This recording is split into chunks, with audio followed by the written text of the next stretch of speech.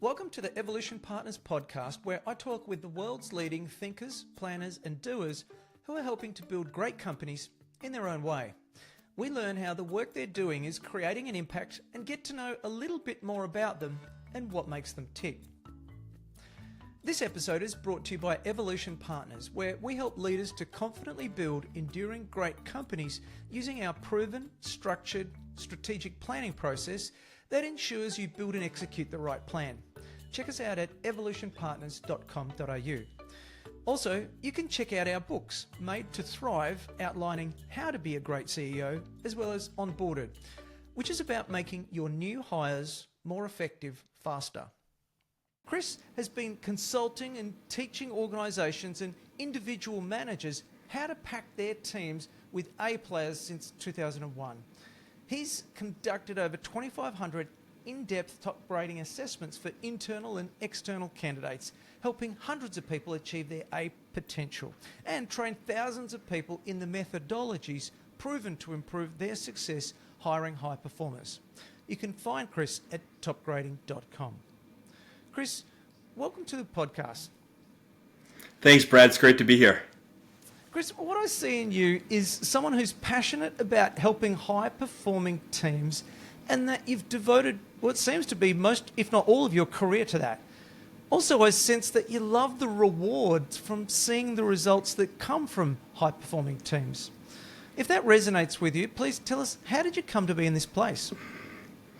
So, Brad, I like to say there was a grand plan, but it was a bit more of kind of putting things together and stumbling across some other things. I'll say finally, because I went through a couple of different majors in college and settled on psychology as a major with a minor in business. And that's really because where my interest lied at that intersection. And when realized and did it by picking up probably top grading at the time, one of Brad Smart's books.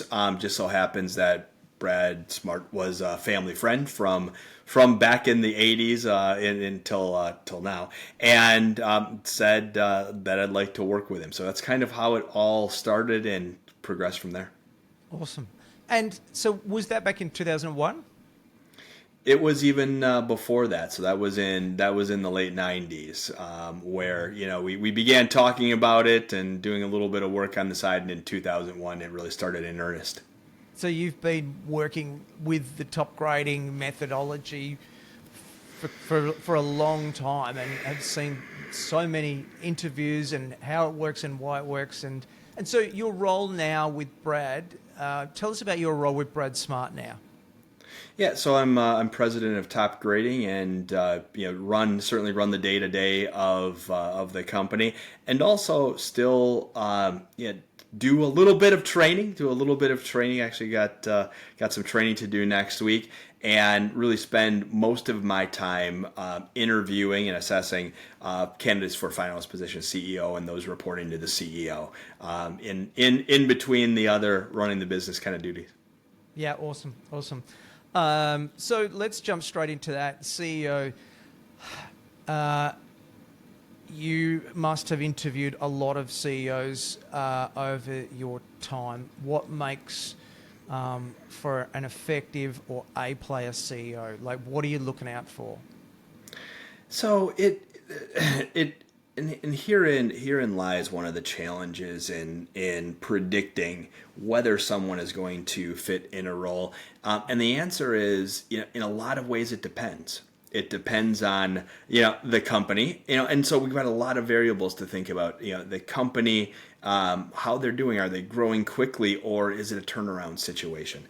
The team they're inheriting, is it a strong team? Is it a middling team that needs some development, or does it need a complete overhaul?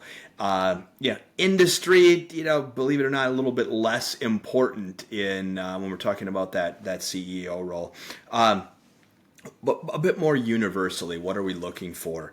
Kind of looking out for someone who doesn't need to do it all on their own. I actually interviewed, coincidentally, a candidate, not for CEO, but for president for one of our clients this afternoon. I hung up about an hour ago before jumping on onto the podcast. And he said a big transition for him as the business leader, and I don't recall if he was president or CEO at the time, but that was and he got this advice from mentors. And the mentor said, now that you are CEO, your days of doing work are done.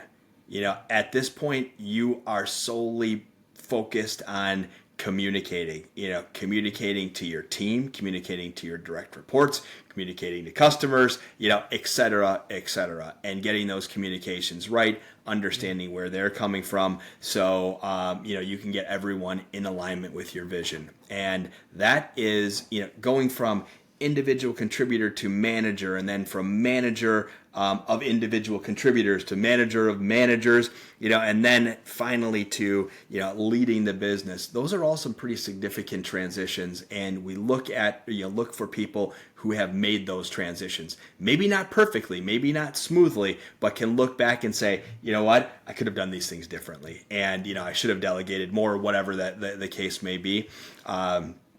And especially for a CEO role, looking for someone who has made some effective transitions from one organization to another. Yeah, communicating, drawing on that. We like to say that the carpenter, for example, might have hundreds of tools in their toolkit, but the CEO's got one, and that one tool is meetings. So you'd better get really, really good at meetings, which is really what you're saying. Like, you are moving from one meeting to another, and it is the communicating and the efficacy as a CEO in getting things done in the right way. Love it. So I want to talk today about your new book, first of all, Foolproof Hiring. So we had Brad Smart on quite a while ago now, and it was a fantastic talk about top grading, but you bring a different perspective, and I want to talk with you from that different perspective today about this Foolproof Hiring book first.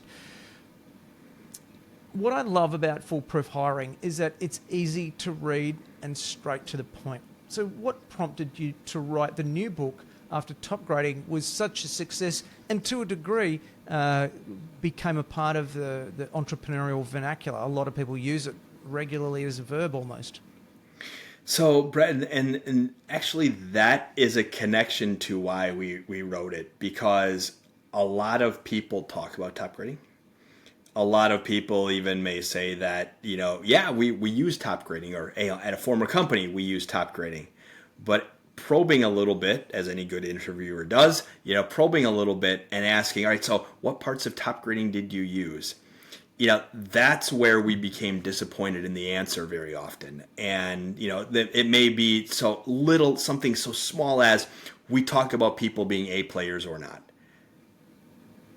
And that's it. Like, that's it. They think they're top grade, and we dig a little bit deeper, and the feedback that we got so often, especially from our smaller and more entrepreneurial kind of fast growth companies, was it's too much.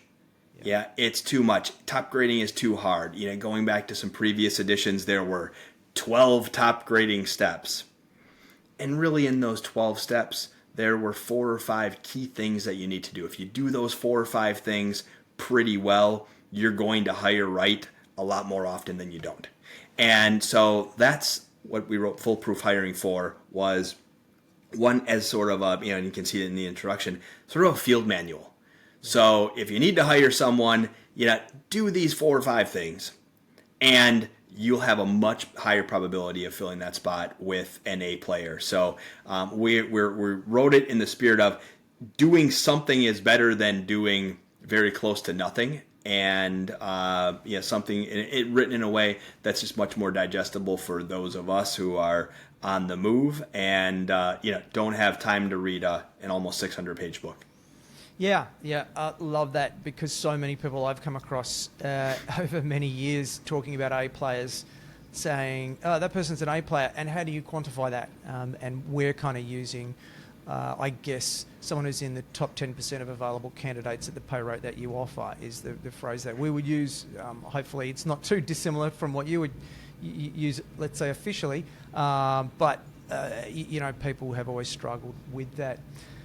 To that point, it kind of feels like top grading was written more for corporations, whereas foolproof hiring is more for the mid-market or for owner-led companies. Mm-hmm. Do you think that's true? Yes, absolutely. Because, Brad, that's who we wrote it for. So we had that. We had those readers in mind, and that's some other feedback that we got with previous editions of Top Grading was that it seems more corporate. And actually, the previous editions of Top Grading, the books that were titled Top Grading, were used as textbooks when implementing top grading with our larger clients over the years. So they'd have all the managers read it. It was their reference guide after training, and we just know, because we got the feedback, that it was just too much for a lot of those smaller and mid-market companies. And talking with some of our team members, today about who should we be introducing foolproof hiring to? It's actually, for those smaller and mid-market companies, and also larger companies, who are hiring a higher volume of people. So thinking about their managers and individual contributors, foolproof hiring really speaks to getting those hires right as well. Now, leadership roles and C-suite roles, especially in larger enterprises, it takes some rigor to get those senior hires right. So original editions of Top Grading would be more applicable to those, but managers and below, and really all roles in smaller mid-market companies is who foolproof hiring was written for. Yeah, awesome. And so we spoke about A players just before. I guess first of all, how different is the description that I made of an A player, top 10% of available candidates? And can you share an example of a company where they've used the foolproof hiring or top grading methodology, and as a result, they've increased the percentage of A players, and then what impact that they've had? So, Brett, your definition, top 10% of talent available for the pay. That's our definition of A player. Another way to think about that is someone you would consider a high performer who really exhibits your core values and is a good fit for your culture. That's another kind of way to think about that. One other way is thinking about, if you had that hiring decision to make again, would you enthusiastically hire that person again? If the answer is yes, good chance that the person is an A player. Yeah. And then examples. So if anyone would like to read, any example, we actually have 53 case studies on our website. And, reading, there are big companies like GE and Culligan, for those of you who may be familiar with Culligan, and some large grocery companies in the United States that have over 20,000 employees, and also startup companies that it's been absorbed into a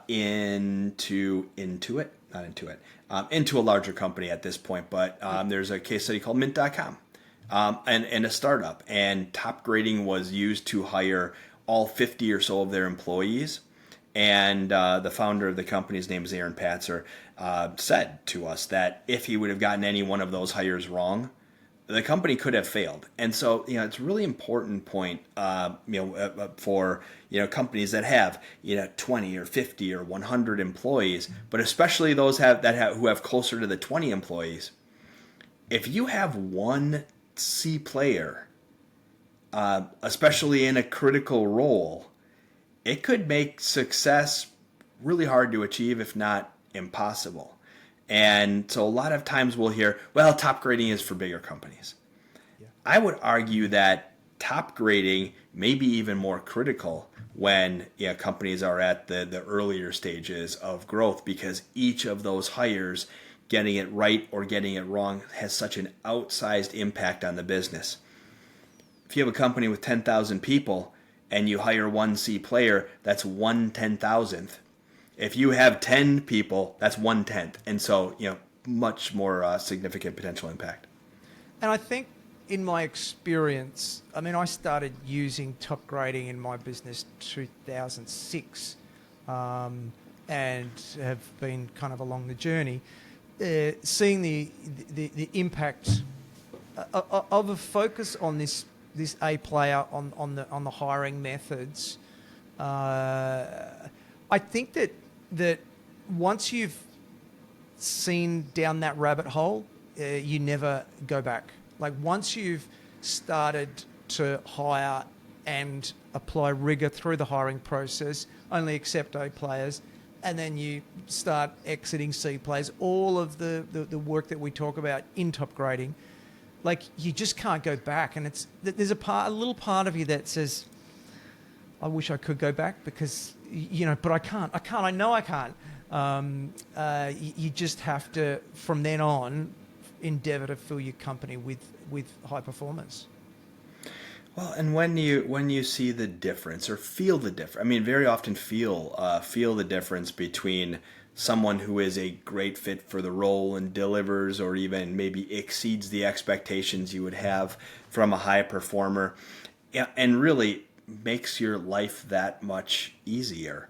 It is pretty challenging to go back. And when you get a position filled maybe with a B or C player, because we all make hiring mistakes. This is hard.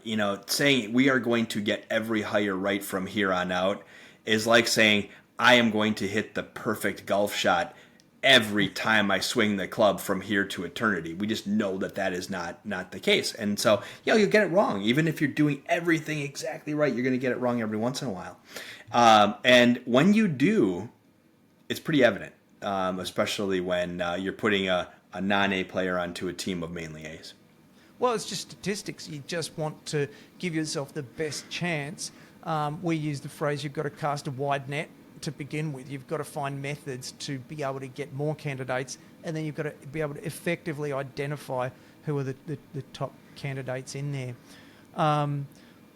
So within the process itself, where do you see owner-led companies who are self-implementing most often fail? Brett, I'll say it a bit more sort of broadly, and that is by cutting corners. And so what we've done with Foolproof hiring is we have done the maximum amount of corner cutting. And so, thinking about those steps, one, if you don't use the truth motivator, and for any listeners who have read previous editions of Top Grading, we used to call it the TORC technique, threat of reference check. It was never that aggressive, and TORC was kind of a fun acronym to use. So we've changed the name, same thing, but we call it the truth motivator.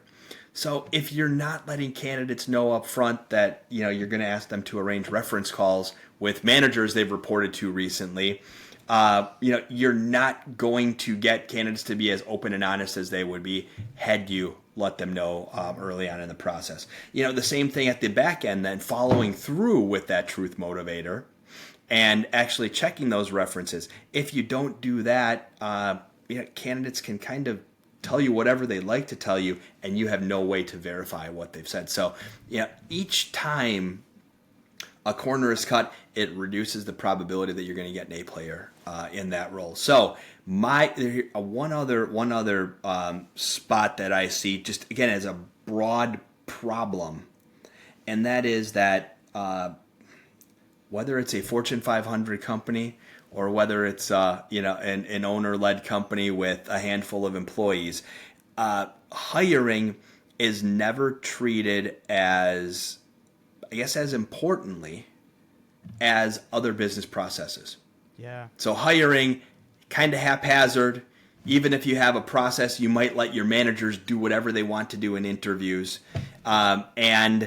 You'd never do that for like sending out statements of work or, the terms on your contract. Those things are standardized. You probably have a sales process that's followed pretty closely. But, on one side of the mouth, business leaders will say talent might even be the most important factor to our success. And the other side of their mouth, they're not, they haven't implemented a structured process. They're not measuring whether or not that process is working. And so just a broad piece of advice is to treat your hiring process the same way you treat your other business processes. And have a process that's repeatable. If something isn't working, by all means, change it. But until you have a consistent process, you won't know what impact a change has on your hiring results. So treat it, if it's important, treat it like that. And I've seen it in many mid-sized companies where managers are responsible for hiring, and it's a roll of the dice as to how each manager effectively does their own hiring, because they're all doing it themselves. They're all coming up with sporadic results, and then you multiply that chance across, and that's how you get departments that are better and worse. It's a real struggle for the owners or the CEOs to get individual managers to follow this structured hiring process. How do you get that to happen? Like, any advice around that? How do you get, when you're a CEO, you've got perhaps across multiple geographies, how do you get managers to actually adhere to digging deep in the interview process to follow the interview steps? So, Brett, on the appropriate change management is one of the answers. The answers there. Yeah. You need to get have at least a majority. It doesn't have to be a big majority, but a majority to buy in. CEO or owner, of course, you're still the decision maker. You may be driving this, let's get a structured interview process.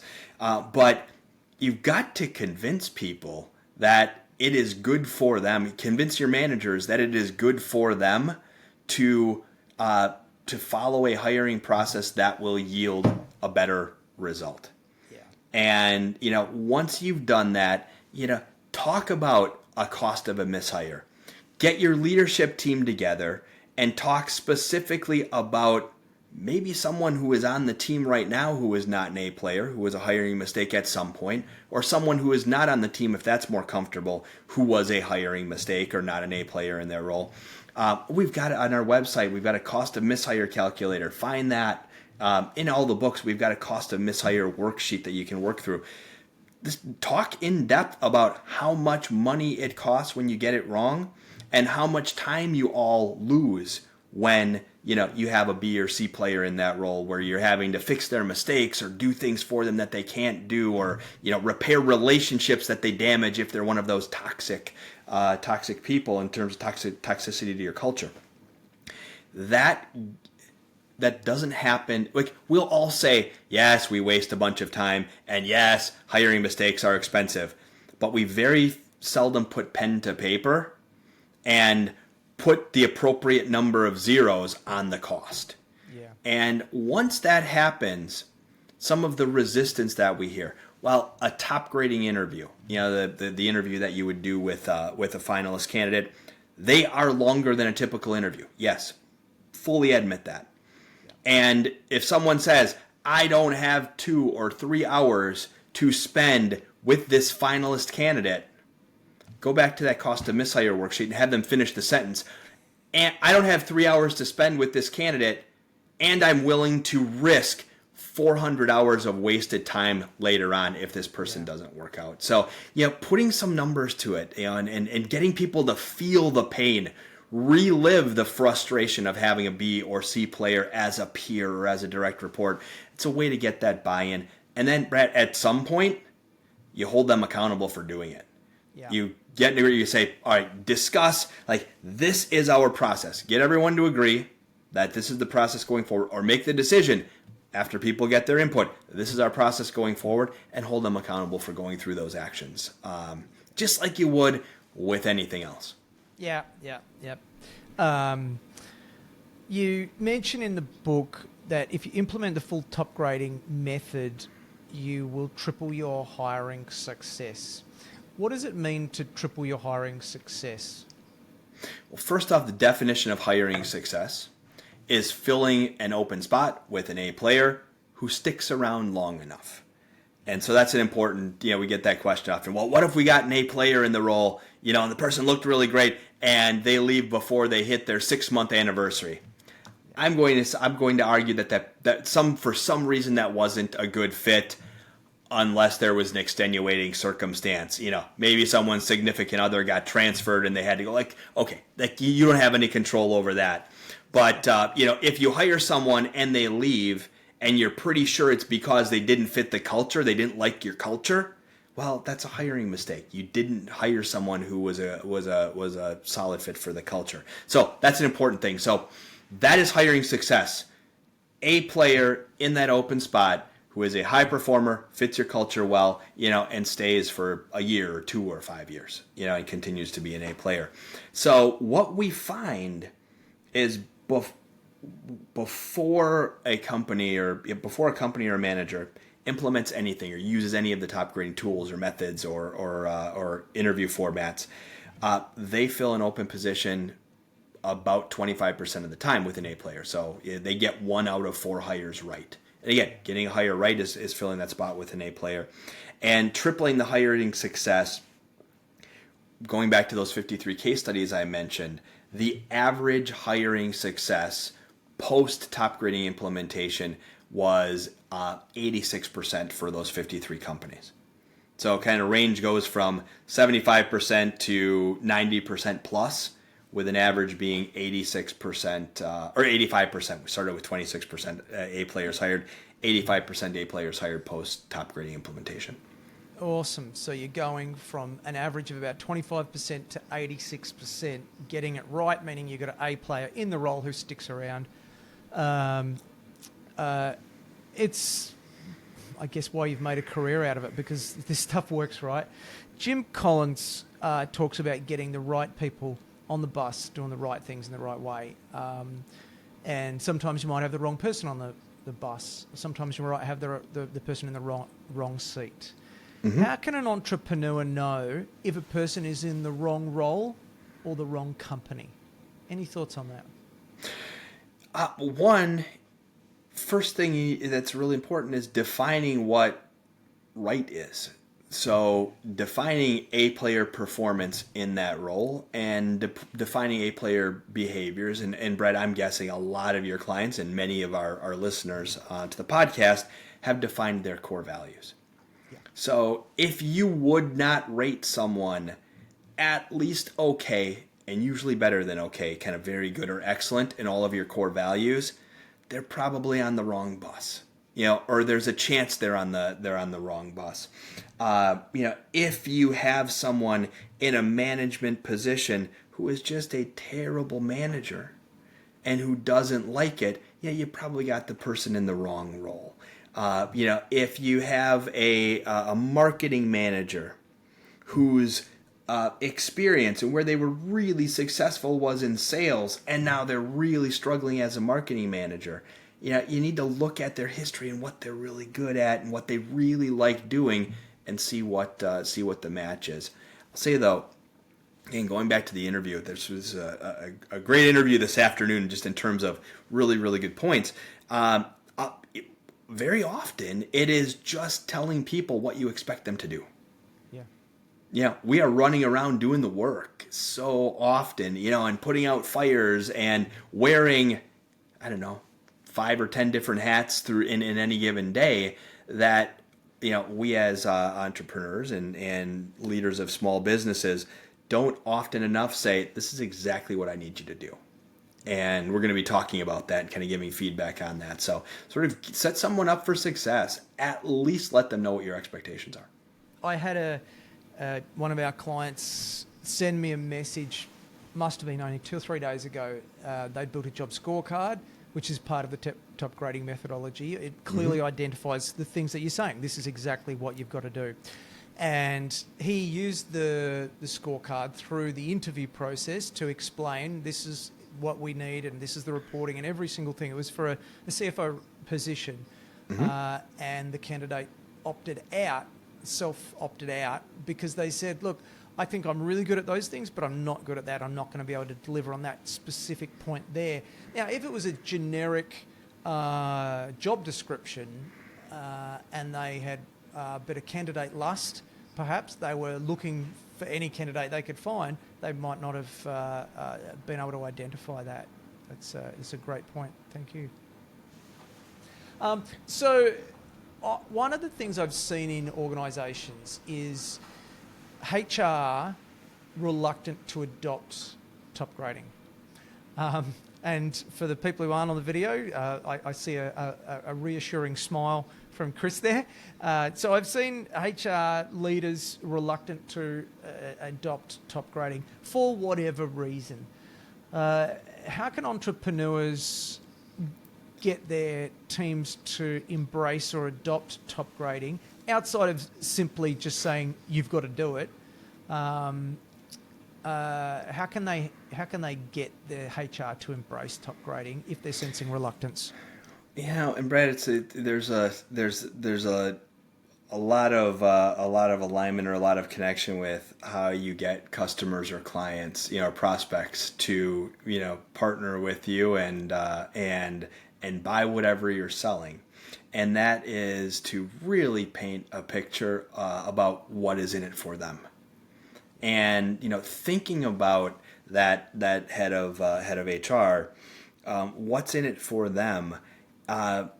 Once you get to like a high percentage of A players on the team, 50%, or especially when you get above 75% A players, believe it or not, the head of HR's job, and really the entire HR team's job, gets easier.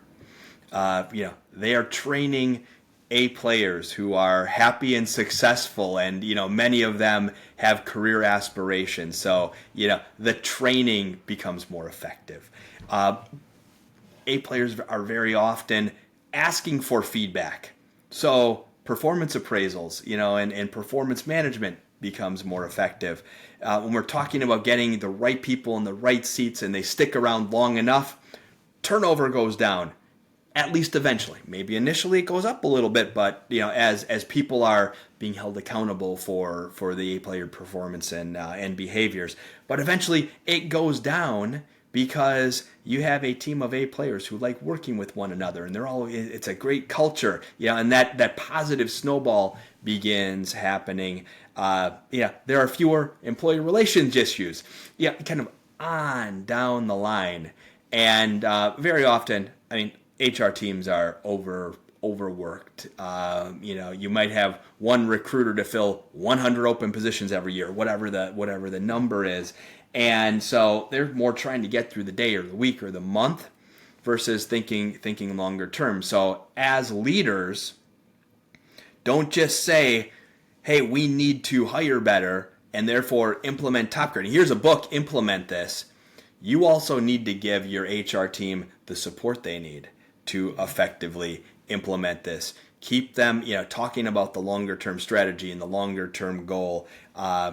Give them what they need. Give them a little bit, call it air cover. Give them a little bit of air cover. Don't let the rest of the team cut corners on the hire, because that happens often. Like, HR, like one of their peers says, oh no, I worked with Brad 6 years ago. He's great. Let's just hire. We don't have to go through all this, 3-hour interview stuff with him. If you as the leader don't support HR and say, no way, man, Brad goes through the process too. Great, higher probability he's going to be the right guy for us because you know him and have worked with him. But he goes through the process kind of just like everyone else. So we are confident that we're making a good hiring decision. So it's a bit of a two-way street there. And I've at least especially now, haven't seen the just do it, damn it, way of getting HR to embrace this to work very well. It's just naturally going to have some resistance. Thank you. In the book, you say that the hiring problem number one is not enough applicants. I touched on this before, saying cast a wide net. What tactics can entrepreneurs use to get more applicants? Is there anything that comes to mind? Brad, there's nothing magic. like I'll say, no magic like, hey, use this job board. This is the most effective job board, so only post your ads here. Nah, that's nothing like that. One, post on a bunch of job boards. For us in the U.S., Indeed and LinkedIn. Just get your. Now here's an important phrase: job ad. Think about what you are posting as an advertisement for your job and your company to that prospective applicant. So often, you mentioned job descriptions, and we all have seen, multiple pages, all kinds of bullet points, all kinds of words that don't say much about the job. Often very kind of formal and almost clinical, and at the bottom they say, you need to be able to lift 50 kilograms, and that doesn't belong in a job ad. You may need to have that in a job description, but your advertisement is to get the person to submit their resume. So look at that, make your company appealing. Hit just the highlights about what that job is. You don't have to put phrases like, and other duties as necessary. Don't use that stuff. That's not inviting. That's not enticing. Be thoughtful and put some marketing effort and thought into your job ads. So when someone sees it, one, yours sticks out from the crowd because most of your competitors, or most of the companies that are posting jobs, copy and paste the job description. Maybe spiff it up a little bit, but it's just as boring as the next. So get yours to stand out, and pay if you're posting jobs. Do the paid. Do the paid. If you do the free, they drop past that second page very, very, very, very quickly. Be on the lookout for A players all the time as well. So kind of work your network. Be on the lookout for A players. Always be recruiting. So even if you don't have an open spot and you run across someone who might be a good addition to the team at some point in the future, stay in contact with them. Get their contact information. So when you have a need, you might have a few people, some warm applicants or warm candidates that you've already vetted a little bit already. So, virtual bench. Build your virtual bench. You don't know this. One of the businesses I used to own was a job board. And we got to see the back-end applicants to reiterate your point about writing a good job advert. What seemed to be similar companies, one company would have 300 applicants, and for the same job, the other one would have 5. And it was astonishing. It was astonishing to see all the back-end data around that. And it really reinforced to me at that point, because I just kept seeing it over and over, and it wasn't one company, the importance of building an employer brand. And a part of that is the writing good copy, writing compelling and adverts that draw you in. So, I love that you bring that point up. Good. And Brad, when you say employer brand, other things like your careers page or jobs page on your website, it needs to be attractive and enticing. It should be as good as the best page on your website. Usually we put all of our effort into the home page, so your careers page should be at least as good as your home page, if not better. Yeah.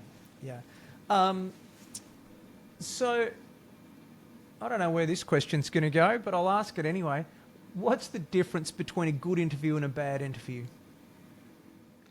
A good interview is structured. It has a format. It has a point. You have a plan. A good interview also has follow-up and probing questions. We don't just accept the first answer that we get when we ask a question. We probe for meaning and for specifics.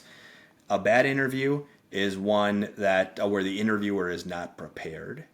Where the interviewer is not, they don't have an interview format. They might not know exactly how long it's going to be. And they may not even know what they are working to rate. So, be prepared, do a little research on your applicant or your candidate, and have a purpose.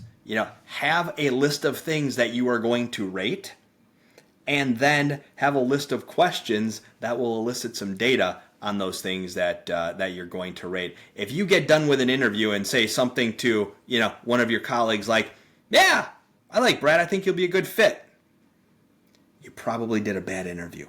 or maybe the analysis was bad, whatever that may be. But if you can say, hey, I would rate Brad this way in these 10 different areas, better chance that you've done a good interview.